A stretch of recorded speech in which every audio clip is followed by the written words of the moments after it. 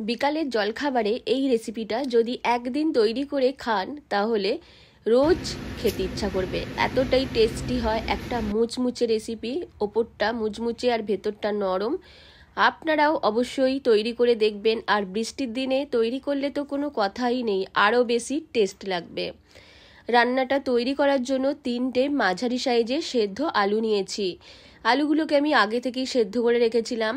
এইবার আলুর খোসাগুলোকে ছাড়িয়ে নিচ্ছি। আমি এখানে 3টে মাঝারি সাইজ আলু দিয়ে রেসিপিটা তৈরি করছি, আপনারা পরিমাণ মতো কম বেশি করতে পারেন। 3টে আলুকে বেশ ভালো করে ম্যাশ করে নিচ্ছি। একদম ভালো করে ম্যাশ করে নিতে হবে, যেন দানা দানা থেকে না যায়, সেই দিকে একটু খেয়াল রাখতে হবে। আলুটাকে ভালো করে ম্যাশ করে নেওয়ার পর এর মধ্যে দিয়ে দেব কিছুটা চিলি ফ্লেক্স। চিলি ফ্লেক্স থাকলে দেবেন, না হলে লঙ্কা গুঁড়ো দেবেন। আমি এখানে একটু বেশি পরিমাণে দিলাম, কারণ আমি একটু ঝাল ঝাল তৈরি করছি, আর আপনারা ঝালটা অবশ্যই নিজেদের স্বাদ মতো দেবেন। দিয়ে দিলাম কিছুটা ধনেপাতা কুচি, পরিমাণ মতো নুন। আরও একবার ভালো করে সব কিছুকে ম্যাশ করে নিচ্ছি, তাহলে সব কিছু খুব ভালোভাবে মিশে যাবে। এইবার এর মধ্যে দিয়ে দেব চালের গুঁড়ি। আমি এখানে হাফ কাপ পরিমাণ চালের গুঁড়ি নিয়েছি। চালের গুঁড়ি বাড়িতে থাকলে সেটা দিয়েই রান্নাটা করবেন, আর যদি না থাকে তাহলে কর্নফ্লাওয়ার বা অ্যারারুট দিয়েও করতে পারেন। হাফ কাপ পরিমাণ চালের গুঁড়ি দেওয়ার পর হাফ কাপ পরিমাণ জল দিয়ে আলুর সাথে চালের গুঁড়িকে বেশ ভালো করে মিশিয়ে নিচ্ছি। মেশানোর সময় এখানে ডোটা একটু শক্ত মনে হচ্ছে, এটা খুব একটা শক্ত হবে না, একটু নরম ব্যাটার হবে। এর জন্য এতে দিয়ে দিলাম আরও হাফ কাপ পরিমাণ জল।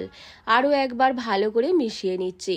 তার মানে হাফ কাপ পরিমাণ চালের গুঁড়ির জন্য জল লাগলো 1 কাপ পরিমাণ। বেশ ভালো করে মিশিয়ে নিলাম। এইবার আপনারা যদি নিরামিষ দিনের জন্য তৈরি করেন তাহলে এতে অল্প একটু আদা আর কাঁচা লঙ্কা বাটা দিতে পারেন, আর যদি নিরামিষ দিনের জন্য তৈরি না করেন তাহলে এখানে আদা রসুন আর কাঁচা লঙ্কা বাটা দিতে পারেন।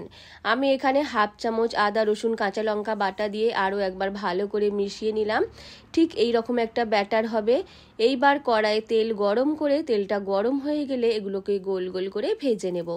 যেভাবে আমরা পকোড়া ভাজি সেভাবেই ভেজে নেব, তবে খুব একটা বড় সাইজের করব না, একটু মাঝারি সাইজের। তেলের মধ্যে দেওয়ার পর হাই ফ্লেমে কিছুক্ষণ রেখে দেবেন, আর এটাকে হাই ফ্লেমে ভাজলেই বেশি মুচমুচে হবে। কিছুক্ষণ পর কালারটা ঠিক এই রকম চেঞ্জ হয়ে যাবে, আর এই রকম একটা সাইড ভাজা হয়ে গেলে তারপর উল্টে দিয়ে এইভাবে নাড়াচাড়া করে সবগুলোকে সমানভাবে ভেজে নেবেন।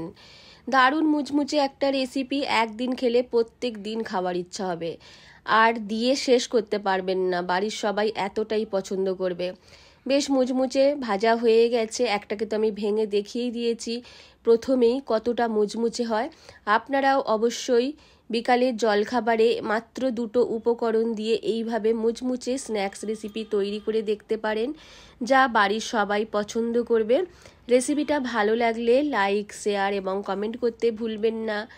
আর আমার থেকে আমার রেসিপি পাওয়ার জন্য প্লিজ আমার চ্যানেলটিকে সাবস্ক্রাইব করতে ভুলবেন না, আর ফেসবুক থেকে দেখলে ফলো করতে ভুলবেন না।